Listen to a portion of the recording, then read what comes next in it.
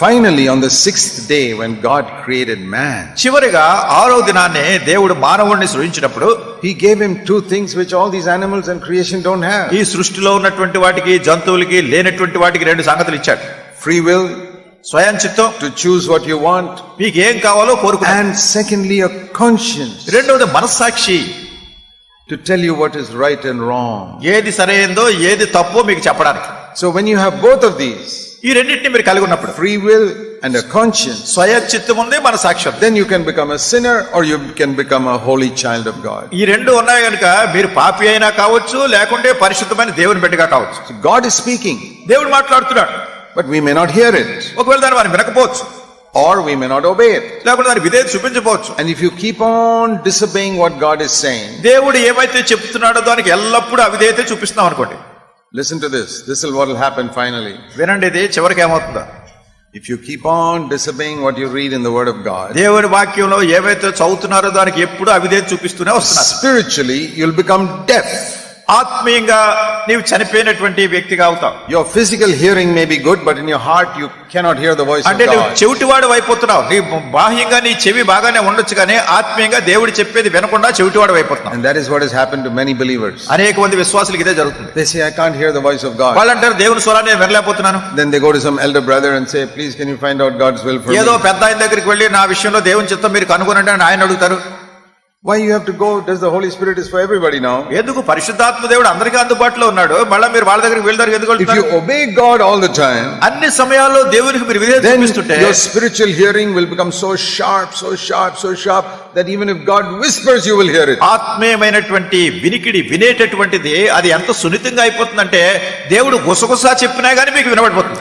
See what it's written in Hebrews chapter 5. హెబ్రీయులకు రాసిన పత్రిక 5వ అధ్యాయంలో చూడండి ఏముందో. It says here about verse 10, Jesus, Hebrews 5:10, Jesus has become a high priest according to the order of Melchizedek. హెబ్రీయులకు రాసిన పత్రిక 5వ అధ్యాయం 9, 10 వచనాలు తెలుగులో కలిసున్నాయి. మరియు ఆయన సంపూర్ణ సిద్ధి పొందినవాడై మెల్కీసెదెకు యొక్క క్రమములో చేరిన ప్రధాన యాజకుడని దేవుని చేత పిలువబడ్డాడు. Many people can't understand that. అనేక మందికి ఇది అర్థం కాదు. So he says there in verse 11, 11వ వచనంలో చెప్పబడింది, concerning this there is so much we want to say, but it is hard to explain because you have become dull of hearing. ఇందును గూర్చి మేము చెప్పవలసినవి అనేక సంగతులు ఉన్నవి కానీ మీరు వినుటకు మందులైనందున వాటిని విశదపరచుట కష్టమో. He doesn't say you're not intelligent. అంటే మీరు తెలివైన వాళ్ళు కాదు అనడం లేదు. To understand the Bible you don't need intelligence. దేవుని వాక్యం గ్రహించడానికి మీకు తెలివక్కర్లేదు. You need obedience. విధేయత కావాలి. There are many intelligent people in the world who don't understand the word of God. లోకంలో అనేక మంది తెలివైనటువంటి వాళ్ళు, జ్ఞానం కలిగినటువంటి వాళ్ళు దేవుని యొక్క వాక్యాన్ని గ్రహించలేని వాళ్ళు. There are others who can't even pass first standard who understand the word of God. మొదటి తరగతి కూడా చదువుకోనటువంటి వాళ్ళు చాలా మంది దేవుని వాక్యాన్ని గ్రహిస్తున్నారు. He doesn't say you don't have intelligence. He says you become dull of spiritual hearing. నీకు తెలివి లేదు, జ్ఞానం లేదని దేవుడు అంటలేదు. ఆత్మీయమైనటువంటి విషయాలు వినే విషయంలో మందులైనారు, మందమతి వినపట్లేదు మీ చెవి. So how can we understand the word of God? కానీ దేవుని వాక్యాన్ని ఎట్లా గ్రహించగలం మనం? Whenever you hear something, whenever you read something, obey it. మీరు ఏదైనా చదివినప్పుడు, ఏదైనా విన్నప్పుడు వెంటనే విధేయత చూపించాలి. Especially in the New Testament. ప్రత్యేకంగా ఈ నూతన బంధంలో ఉన్న సంగతి. Especially the words Jesus has spoken. ప్రత్యేకంగా యేసుక్రీస్తు ప్రభువారు పలికిన మాటలు. If you read it, అది చదివితే don't jump to the next verse. తర్వాత వచనంలోకి వెళ్ళిపోతే మీరు వెంటనే You stop. ఆగండి. Have you obeyed it? దానికి ముందు అసలు విధేయత చూపించారా? Supposing a doctor tells you, ఒకవేళ డాక్టర్ గారు మీతో అంటారు, very serious sickness, మీకు చాలా తీవ్రమైన రోగం ఉంది అంటారు, it can kill you, అది మిమ్మల్ని చంపేస్తుంది అంటారు. but you take these 3 strong antibiotics 3 times a day. అయితే రోజుకు 3 సార్లు ఇది చాలా యాంటీబయాటిక్స్ మందులు ఉన్నాయి, రోజుకు 3 సార్లు మందులు వేసుకోవాలి. 5 days, 5 రోజులు వేసుకోవాలి. your fever sickness will go, you'll be all right. మీ జ్వరం పోతుంది, మీ రోగం పోతుంది, మీకు అంతా తగ్గిపోతుంది. Even if those antibiotics cost 1,000 rupees, you'll go and buy it. మీరేం చేస్తారు? ఆ మందులు చాలా ఖరీదైనా గానీ, 1000 రూపాయలు ఖరీదైనా గానీ వెళ్ళి కొంటారు కదా.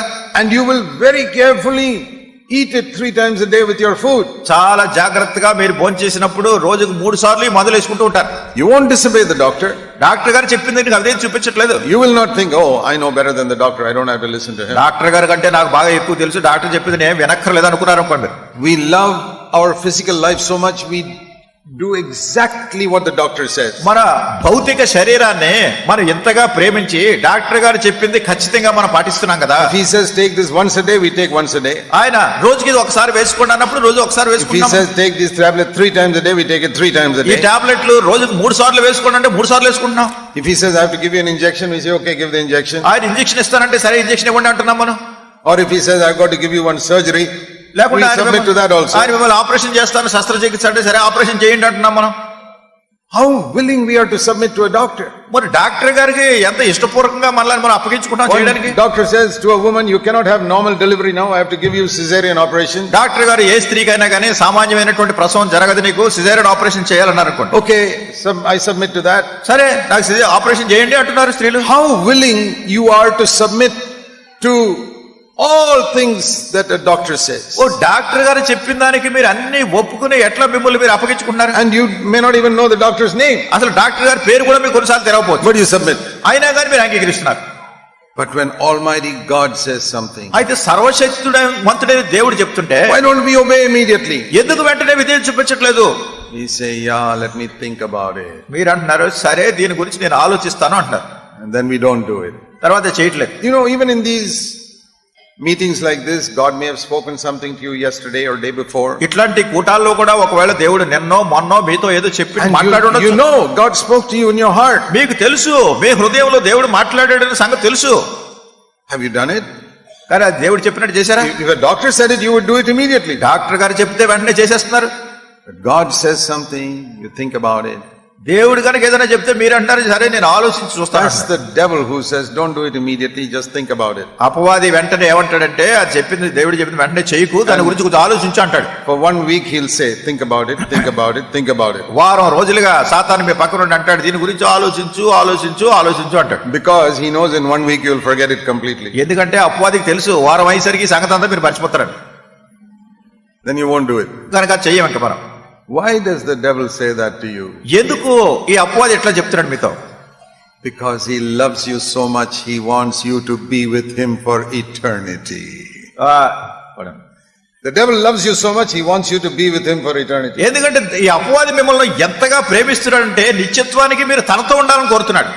He says, why you want to go to heaven? Come be with me for eternity. ఎందుకు నువ్వు పరలోకానికి వెళ్తానంటావు, నిత్యత్వానికి నాతో ఉండు నరకాగ్నిలో అంటాడు. That's what the devil wants. అదే అపవాది కావాల్సింది. Don't be a fool and listen to him. కనుక మీరు అవివేకంగా బుద్ధిహీనులుగా ఉండి అపవాది చెప్పే మాటలు వినకండి. What do we read in the first chapter of Genesis? ఆదికాండం 1వ అధ్యాయంలో ఏం చదువుతున్నాం? God said something. దేవుడు ఏదో చెప్పాడు. Without 1 second delay, the earth obeyed. ఒక్క క్షణం కూడా ఆలస్యం కాకుండా భూమి విధేయత చూపించింది. That is the first lesson we must learn in Genesis chapter 1. ఆదికాండం 1వ అధ్యాయంలో మనం నేర్చుకోవాల్సిన మొదటి పాఠం అది. Everything became beautiful because the earth obeyed immediately. ఈ భూమి వెంటనే విధేయత చూపించింది కనుక సమస్తము కూడా చక్కగా అయిపోయినాయి. The only person who lived on earth like that was Jesus Christ. భూమి మీద అట్లా జీవించినటువంటి ఏకైక వ్యక్తి ఎవరంటే యేసుక్రీస్తు ప్రభువు. As soon as the father said something, he would do it. తండ్రి ఎప్పుడైనా ఏదైనా చెప్పినప్పుడు ఆయన వెంటనే చేస్తూ If ఉండేవాడు. the father said no, he wouldn't do it. తండ్రి అది కాదు అంటే ఈయన కూడా కాదు. Once we read that Jesus was preaching in one place and there was big revival, so many people were healed. మరి ఒక సందర్భంలో మనం చదువుతున్నాం యేసుక్రీస్తు ప్రభువారు ఒకసారి బోధిస్తున్నప్పుడు ఎంతో గొప్ప ఉద్యోగం కలుగుతుంది, అనేక మంది స్వస్థత పొందుతున్నారు. And the next morning, తర్వాత రోజు ఉదయాన్నే before everybody woke up at 4 o'clock, he went out to pray. అసలు ఎవరన్నా ఇంకా లేవక ముందే 4 గంటలకే ప్రార్థన చేయడానికి ఆయన వెళ్ళిపోయారు. You read that in Luke 4:42. లూకా సువార్త 4వ అధ్యాయం 42వ వచనంలో He చదువుతాం. went into faraway place and prayed. ఆయన చాలా ఏకాంతంగా చాలా దూరం వెళ్ళి ప్రార్థన చేయడానికి. And about 2 hours later, all the people came looking for him. మరి 2 గంటల అయిన తర్వాత ప్రజలందరూ ఆయన వెతుకుంటూ వచ్చారు. Luke 4:42. Luka 4:42. And they said, see, there's great work going on. You stay here, stay with us. ఇక్కడ చాలా గొప్ప కార్యం జరుగుతుంది, నీవు ఇక్కడ మాతోనే ఉండు, మా దగ్గరే ఉండండి. Multitudes, it says. ఎంతో గొప్ప జన సమూహం. They all tried to hold him and say, stay here. ఆయన పట్టుకునే నువ్వు ఇక్కడే ఉండు ప్రభు అంటున్నారు. He said, no, ఆయన కాదు అంటున్నాడు. I have to go somewhere else. ఎక్కడికో నేను వేరే చోటుకు వెళ్ళాలి. Why did he say that? ఎందుకు చెప్పారు? Because before he heard those people, he heard his father. ఎందుకంటే ఈ ప్రజలు చెప్పేదాన్ని వినక ముందు తండ్రి చెప్పింది ఏంటో అక్కడ ప్రార్థనలో విన్నాడు. In the morning, he first heard his father. మొట్టమొదటిగా తన తండ్రి చెప్పిన సంగతి విన్నాడు. Then only the people came. తర్వాత ఈ ప్రజలు వచ్చారు. So the father had told him, "You are not to stay here. You go to some other place." కనుక తండ్రి అక్కడ ఏం చెప్పాడంటే, ఇక్కడ నువ్వు ఉండవలసిన ప్రాంతం ఇది కాదు, నువ్వు మళ్ళా వెళ్ళిపోలే ఇక్కడ. Even if 10,000 people tell him to come, he says, "No, my father has told me to go." 10,000 మంది ప్రజలు వచ్చి ఇక్కడ ఉండని చెప్పినా కానీ నేను కాదంటాడు. ఎందుకంటే నా తండ్రి చెప్పాడు ఇంకో చోటకి వెళ్ళమని. That was the secret of Jesus' life. అది యేసుక్రీస్తు ప్రభువారి జీవితంలో ఉన్న రహస్యం. It's described in Isaiah chapter 50. యెషయా గ్రంథం 50వ అధ్యాయంలో ఇది వివరించబడింది. This is a prophecy concerning Jesus. యేసుక్రీస్తు ప్రభువారిని గురించినటువంటి ప్రవచనం ఇది. Isaiah chapter 50 యెషయా గ్రంథం 50వ అధ్యాయం and verse 4. 4వ వచనం. The Lord God has given me the tongue of a disciple. I may know how to sustain the weary one with a word. He wakens me morning by morning, wakens my ear to listen as a disciple. అలసిన వారిని మాటల చేత ఊరడించి జ్ఞానము నాకు కలుగునట్లు శిష్యునికి తగిన నోరు యెహోవా నాకు దయచేసి ఉన్నాడు. శిష్యులు వినున్నట్లుగా నేను వినుటకై ఆయన ప్రతి ఉదయమున నాకు విను బుద్ధి పుట్టించుచున్నాడు. Every morning, it says here, morning by morning, the Father would wake him up. ఇక్కడ వ్రాయబడింది, ప్రతి ఉదయాన్నే దేవుడు ఆయన లేపుతున్నాడు. And he would wake up his ear, his inner spiritual ear. ఆ లోపల ఆంతరంగికమైనటువంటి చెవిలో ఆయన చెప్తున్నాడు, విను బుద్ధి పుట్టిస్తున్నాడు. To listen, not just to listen, but to listen like a disciple. ఇది మామూలుగా వినటం మాత్రమే కాదు, ఒక శిష్యుడు విన్నట్లుగా.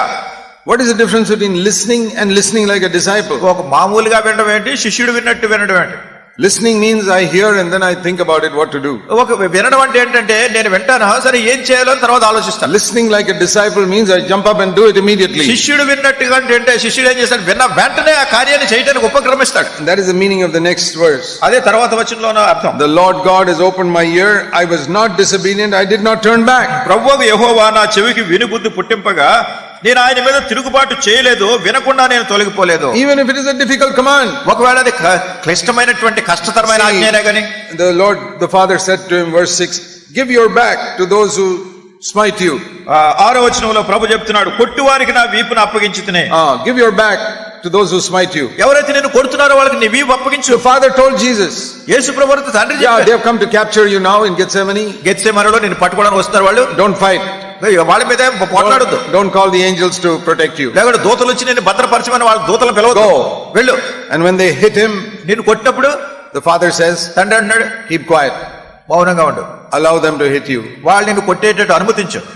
Jesus says, yes. యేసు ప్రభువారు అంటున్నారు, అవును తండ్రి అని. Can you say yes like that? మీరు అట్లా అవునని చెప్పగలరా మీరు? Can you say the Father spoke to me? తండ్రి నాతో చెప్పినప్పుడు I was not disobedient. నేను ఆయనకి అవిధేయత చూపించకూడదు. I immediately obeyed. వెంటనే విధేయత చూపించాలి. There are many things God has written in His Word. దేవుని వాక్యంలో అనేకమైన సంగతులు దేవుడు చెప్పి ఉంటున్నారు, రాసి ఉంటున్నారు.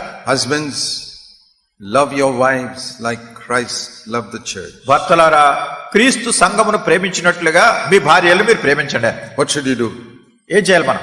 Jump up and say, Lord, I want to do that. ఓ ప్రభువా, నేను అది చేయడానికి సిద్ధంగా ఉన్నాను అని వెంటనే చెప్పాలి.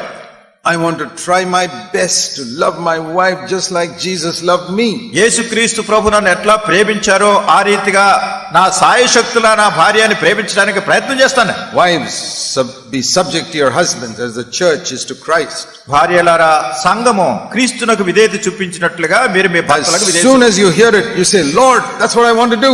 అది మీరు విన్న వెంటనే, ప్రభువా ఇది నేను చేయాలని కోరుతున్నాను చెప్పాలి. The church does not argue with Christ. ఈ సంఘం అనేది క్రీస్తుతో వాదించలేదు. Subject to Christ. క్రీస్తునకు విధేయత చూపిస్తుంది. And especially if you have a believer, God-fearing husband. మరి ప్రత్యేకంగా దైవ భక్తి కలిగినటువంటి విశ్వాసి అయిన భర్త మీకు ఉన్నప్పుడు you should be very thankful. మీరు దేవునికి చాలా వందనస్తులుగా ఉండాలి. Be subject. మీరు తగ్గించుకొని విధేయత చూపించాలి. Fathers, తండ్రులు, bring up your children in the instruction and discipline of the Lord. ప్రభు యొక్క క్రమశిక్షణలోనో విధేయతలోనో మీ బిడ్డలు మీరు పెంచాలి. Proverbs 22:5 says, సామెతల గ్రంథం 22:5వ వచనంలో, train up a child in the way he should go. When he is old, he will not depart from it. బాలుడు నడవవలసిన త్రోవను వారికి నేర్పుమో వాడు వృద్ధుడైనప్పటికీ కూడా దాని నుంచి తొలగిపోడు. So if your child grows up and is going away from the Lord, ఒకవేళ మీ బిడ్డ పైకి ఎదుగుతూ వస్తున్నాడు, ప్రభు దగ్గర నుంచి దూరంగా వెళ్ళిపోతున్నాడు అనుకోండి, whose fault is it? అది ఎవరి తప్పు? It is not his fault. తన తప్పు కాదు. It is the fault of the father who did not train up that child in the instruction and discipline of the Lord. దేవుని యొక్క నియమములో దేవుని క్రమశిక్షణలో తండ్రి ఆ బిడ్డను పెంచలేదు కనుకే ఇది జరుగుతుంది కనుక తండ్రి తప్పు. So many commands like this. ఇట్లా అనేకమైన ఆజ్ఞలు ఉన్నాయి. We must immediately obey. మీరు వెంటనే విధేయత చూపించాలి. That's how Jesus was. మరి ఆ యేసు ప్రభువారు అట్లా And so his ear was always open. గనుక ఆయన అన్ని వింటున్నాడు ప్రభు. And his ear was open. ఆయన చెవి తెరవబడింది. He heard. ఆయన విన్నాడు. And what he heard, he would speak to people who came to him. ఆయన ఏమైతే విన్నాడో తన దగ్గరకు వచ్చిన ప్రజలతో సంగతి చెప్తున్నాడు. So he had a ear of a disciple. We read in Isaiah 50 verse 4. యెషయా గ్రంథం 50వ అధ్యాయం 4వ వచనంలో ఉన్నటువంటి రీతిగా శిష్యుడు విన్నట్లుగా వింటున్నాడు. Also verse 4, a tongue of a disciple. అంతేకాకుండా శిష్యునికి ఉండవలసినటువంటి నాలుక తనకుంది. Let me tell all of you something in Jesus' name. యేసు నామమున మీలో అందరికీ కూడా చెప్తున్నాను ఇది. All of us need these two things. ఈ రెండు సంగతులు చేయాలి. The ear of a disciple and the tongue of a disciple. శిష్యుడు విన్నటువంటి రీతిగా వినాలి. శిష్యునికి ఉన్నటువంటి నాలుక మాదిరిగా నాలుగుతో మనం మాట్లాడాలి. Especially the inner ear. ప్రత్యేకంగా ఈ ఆంతరంగికమైనటువంటి చెవి. You can have good hearing with this ear. ఒకవేళ మీకు మామూలు చెవి చాలా మంచి చెవి ఉండొచ్చు, బాగా వింటూ ఉండొచ్చు. Deaf inside. కానీ మీ లోపల అంతరంగంలో ఉన్నది. We must have a good hearing inside our heart. మన హృదయంలో చక్కగా వినేటటువంటి ఆంతరంగికమైన చెవి ఉండాలి. Ear of a disciple means as soon as I hear, I obey. శిష్యునికి ఉన్నటువంటి చెవి అంటే నేను విన్న వెంటనే విధేయత చూపించాలి. And if you are like that, మీరు అట్లా ఉంటే you know the blessing that will come.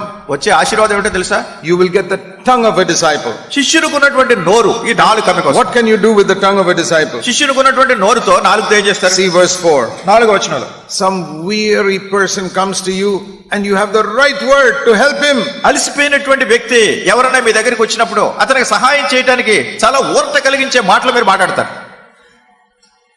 Somebody comes to argue with you. ఎవరైనా మీతో వాదించడానికి వచ్చారనుకోండి. And with one sentence you can shut his mouth. ఒక్క మాటతో తన నోరు మూయించగలరు మీరు. You remember once the people brought one woman caught in adultery to stone her to death. ఒకసారి యేసుక్రీస్తు ప్రభువారి దగ్గరికి వ్యభిచారం వల్ల పట్టబడినటువంటి స్త్రీని తీసుకొచ్చారు. రాళ్లతో ఆమెను కొట్టాలని వీళ్ళు ప్రయత్నాలు చేస్తున్నారు. We read that Jesus was just scribbling on the sand. యేసుక్రీస్తు ప్రభువారి కింద నేల మీద వేలుతో ఏదో రాస్తున్నారు. Why was he doing that? ఎందుకు చేస్తున్నారు? He was listening. ఆయన వింటున్నారు. Father, తండ్రి, these people are wanting to kill this poor woman. ఈ ప్రజలు ఈ స్త్రీని, అమాయకమైన ఈ స్త్రీని చంపాలని కోరుతున్నారు. And the law of Moses says that those who commit adultery must be stoned. మోషే ధర్మశాస్త్రం చెప్తుంది వ్యభిచారం వల్ల పట్టబడిన వాడిని రాళ్లతో కొట్టి చంపాలని. I don't want to say anything against God, the word of God. మరి దేవుని వాక్యానికి విరోధంగా నేను ఏం చెప్పడం నాకు ఇష్టం లేదు. I don't want to kill this poor woman. She is repentant perhaps. ఒకవేళ ఈ స్త్రీ దాని గురించి దుఃఖిస్తుందేమో, చింతపడుతుందేమో, కనుక ఈమెను చంపడం కూడా నాకు ఇష్టం లేదు. So Father, what shall I say to these people? తండ్రి, ప్రజలతో నేను ఏం చెప్పాలి? He's praying like that and just scribbling on the ground. ఆయన ఏదో మనసులో అట్లా ప్రార్థన చేసుకుంటున్నారు, నేల మీద రాస్తున్నారు. And the father says, తండ్రి అన్నారు, say to them, వాళ్ళతో చెప్పు, the one who is without sin, throw the first stone. పాపం లేనివాడు మొట్టమొదటిగా ఆ మీద రాయి వేయాలి. And he looks up, పైకి చూశాడు. okay, the one without sin, throw the first stone. సరే, మీలో పాపం లేనివాడు మొదట రాయి వేయండి. And then he again looks on the ground. మళ్ళా కింద ఏదో రాస్తున్నాడు. They all go away. అందరూ వెళ్ళిపోయారు వాళ్ళు. He didn't have to give them a big sermon. అక్కడ ఏదో పెద్ద ఉపన్యాసం చేయక్కర్లేదు వాళ్ళకి. One sentence ఒక్క మాట saved a woman's life. ఆ స్త్రీ జీవితాన్ని రక్షించింది. Do you think God can speak to you like that? దేవుడు మీతో అట్లా మాట్లాడగలరు తెలుసా మీకు? Yes. అవును, I believe it. నేను నమ్ముతున్నాను అది. Many times I find God speaks to me something exactly according to the need of some. చాలా సార్లు దేవుడు నాతో మాట్లాడేది అక్కడ ఉన్నటువంటి అవసరతను బట్టి ప్రభు మాట్లాడే సందర్భాలు నాకున్నాయి. I remember I was once in America. నాకు జ్ఞాపకం, ఒకసారి నేను అమెరికాలో ఉన్నాను. I was preaching in a special type of church. అక్కడ కొంచెం ప్రత్యేకమైనటువంటి ఒక చర్చ్ ఉంది, దాంట్లో మాట్లాడుతున్నాను. They had a rule in that church that every man must have a beard. ఆ చర్చ్ లో అక్కడ వాళ్ళ నియమం ఏమిటంటే పురుషులందరూ గడ్డాలు పెంచుకోవాలి. Everybody, ప్రతి వాళ్ళు, all the men, పురుషులందరూ గడ్డాలు పెంచుకుని ఉండాలి. I was the only one without a beard. అక్కడ గడ్డం లేని వాడిని నేను ఒక్కడే. So when we were sitting there for lunch, అక్కడ మేము మధ్యాహ్నం భోజనానికి కూర్చున్నప్పుడు somebody tried to poke me. ఎవరో నన్ను కొంచెం రెచ్చగొట్టాలనుకున్నారు. He said, Brother Zach, ఆయన అన్నారు, సోదరుడు జాక్ గారు, did God make a mistake by giving you hair on your face? నీ ముఖం మీద అంటే గడ్డ మీద వెంట్రుకలు పెరిగేటట్టు చేయటంలో దేవుడు ఏమైనా పొరపాటు చేశాడా? Or did you make a mistake by shaving it off? లేకుంటే నీ గడ్డం క్షవరం చేసుకోవడం ద్వారా నువ్వు తప్పు పొరపాటు చేస్తున్నావా? So like Jesus, I said, Lord, help me now to say something to this man. యేసు ప్రభు వారు ప్రార్థన చేసినట్టుగానే నేను మనసులో అనుకున్నాను, ప్రభువా ఈ సందర్భంలో ఏం చెప్పాలో నువ్వే నాకు సహాయం చేయండి. Immediately, the Lord gave me a word. వెంటనే ప్రభు నాకు ఒక మాట ఇచ్చారు. I told this brother, ఈ సహోదరుడితో చెప్పాను, did God make a mistake in giving you nails, or did you make a mistake in cutting it off? మరి దేవుడు నీకు నీ వేళ్ళు గోర్లు ఉంటాయి కదా, ఈ గోర్లు పెరిగే విషయంలో దేవుడు తప్పు చేశాడా, లేకుండా గోర్లు నువ్వు కత్తిరించే విషయంలో నువ్వు తప్పు చేస్తున్నావా? Because all of them had cut off their nails. అందరూ కూడా గోల్డ్ కత్తిరించుకున్నారు కదా. So you can cut off the nails, you can cut off the hair on the face also. మరి నువ్వు గోల్డ్ కత్తిరించుకున్నప్పుడు గడ్డం కూడా క్షవరం చేసుకోవచ్చు కదా, Or the hair on my head also. లేకుంటే తల మీద ఉన్న వెంట్రుకలు కూడా క్షవరం చేసుకోవచ్చు కదా. Then he was quiet. అప్పుడు ఆయన మౌనం అయిపోయాడు. So it's amazing. If you listen to God, He will give you the right దానికి word. చాలా ఆశ్చర్యం, మనం దేవుడిని అడిగినప్పుడు, దేవుడి మీద ఆధారపడినప్పుడు సమయస్ఫూర్తితో కావాల్సినటువంటి జవాబు దేవుడు చెప్తాడు. I didn't want to fight with him. నేను ఆయనతో పోట్లాడాలని నాకేం ఇష్టం లేదు. I wanted to show him, you have made so many rules. This is not holiness. నేను వాళ్ళతో చెప్పకూడదు ఏమిటంటే, మీరు ఎన్నెన్నో నియమాలు పెట్టుకున్నారు, పరిశుద్ధత అంటే ఇది కాదు. No, holiness is in the heart. పరిశుద్ధత అనేది హృదయంలో వస్తుంది. We must learn to listen to the voice of God. దేవుని స్వరాన్ని వినేది మనం నేర్చుకోవాలి. Not just be so busy doing something, going to meetings, going open air, and not listening to the voice of God. ఎంతసేపు అటు పరిగెట్టి ఇటు పరిగెట్టి మీటింగులు పరిగెట్టి బహిరంగ సువార్తలు పరిగెట్టి అసలు దేవుని మాటలు వినడానికి టైమే లేదు మనకి. See Luke chapter 10. లూకా సువార్త 10వ అధ్యాయం verse 38 to 42. 38 నుండి 42 వరకు. Luke 10 verse 38 to 42. లూకా సువార్త 10వ అధ్యాయం 38 నుండి 42 వరకు. There we read about Jesus coming to the house of Mary and Martha. ఇక్కడ యేసుక్రీస్తు ప్రభువారు మరియ మార్తల ఇంటికి రావడం చూస్తున్నాం. And Mary, verse 39, just sat at Jesus' feet. 39 maybe 1 hour just listening to the word of God. 39వ వచనంలో మరియ ఈమె యేసు పాదముల యొద్ద కూర్చుండి ఆయన బోధ వినుచుండెను. ఒకవేళ గంట సేపు నుంచి వింటుందేమో. But Martha went to the kitchen during that 1 hour and was cooking. Martha ఏం చేసింది, ఈ గంట సమయంలో వంటగదిలో వంట అన్ని వండటమే సరిపోతుంది ఇవిడికి. And all the rice was boiling in the pot. మరి ఆ పాత్రలో అన్నం అంతా ఉడికిపోతుంది. And the anger was boiling in her heart also, because Mary is not coming to help her. హృదయంలో కూడా నా సహోదరి వచ్చి నాకు సహాయం చేయట్లేదు, ఇక్కడ కోపం కూడా ఉడికిపోతుంది లోపల. Like the rice was boiling, her heart was also boiling. ఇక్కడ పాత్రలోనే అన్నం ఉడుకుతుంది, ఆ మీద కోపమేమో ఇక్కడ మనసులో ఉడుకుతుంది. And she becomes so angry. ఎంత కోపం వచ్చిందంటే she goes to Jesus. యేసు ప్రభువారి దగ్గరికి వెళ్ళింది.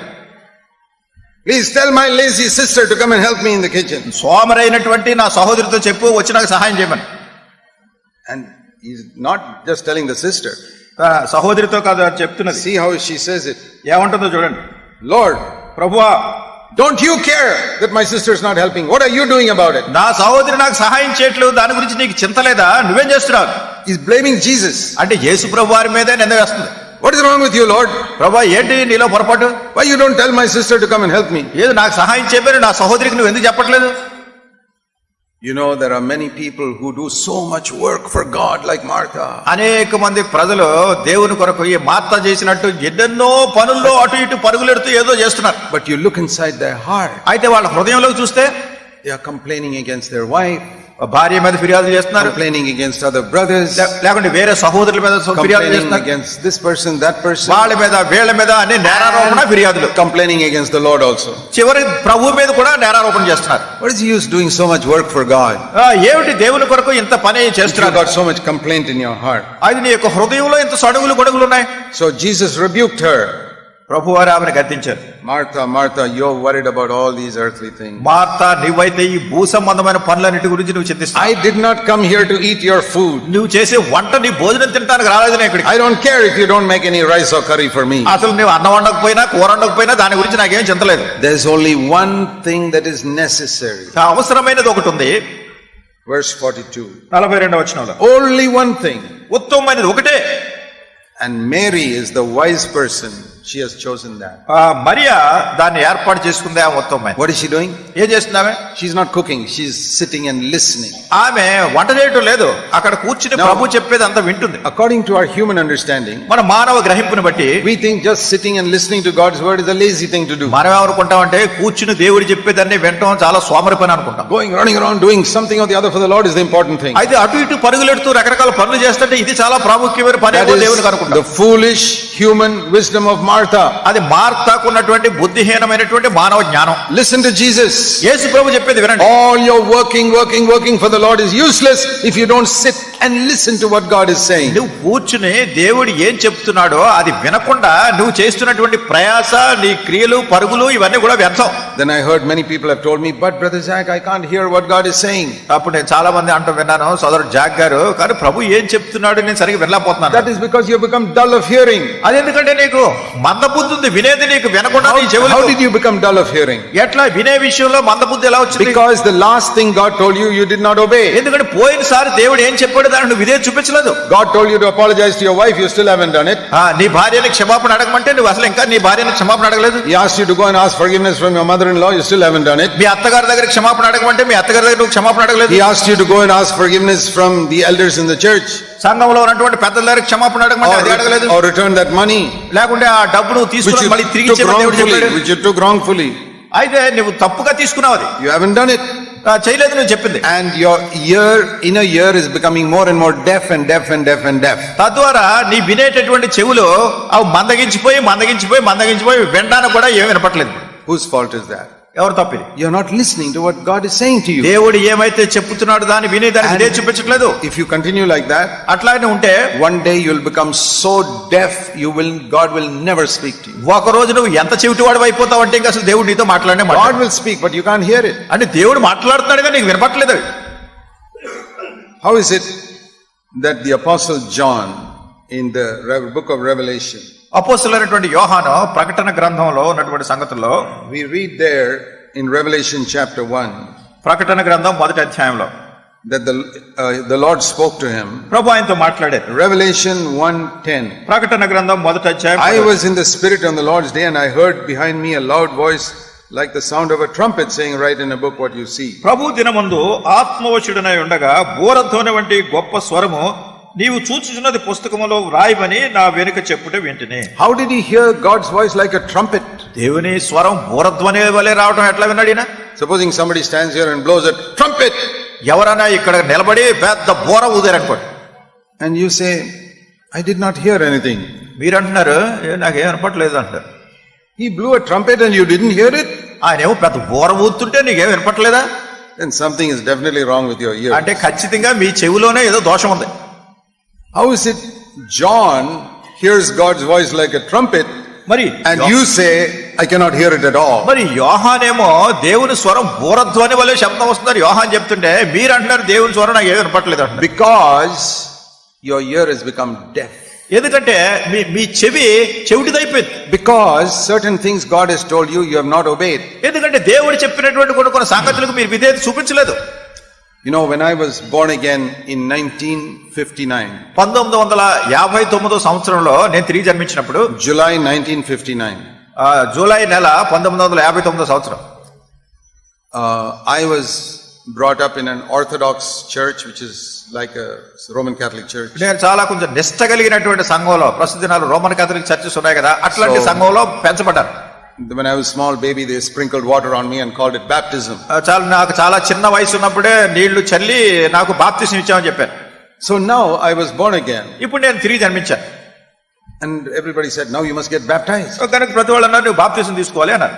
Then some other people said, వేరే వాళ్ళు కొంతమంది అన్నారు, if you take baptism, this church will throw you out. నువ్వు కనుక మళ్ళీ ఇప్పుడు బాప్తిసం తీసుకున్నావంటే మీ సంఘంలోంచి నిన్ను వెలివేసేస్తారని. And then you will not be able to preach the gospel to people in this dead church. కనుక ఈ మృతమైనటువంటి ఈ సంఘంలో సువార్త ప్రకటించడానికి ఆస్కారం ఉండదు. So if you stay in this dead church, you can preach the gospel to these people. కనుక ఈ చచ్చిపోయినటువంటి మాదిరిగా ఉన్నటువంటి సంఘంలో నువ్వు ఉండు, వీళ్ళకి సువార్త ప్రకటించవచ్చు అన్నారు. I used my human wisdom. నేనేం చేశాను, నా మానవ జ్ఞానాన్ని ఉపయోగించాను. I said that's a good thing they are saying. ఇది చాలా బాగా చెప్పారు, వీళ్ళు చెప్పింది బానే ఉంది.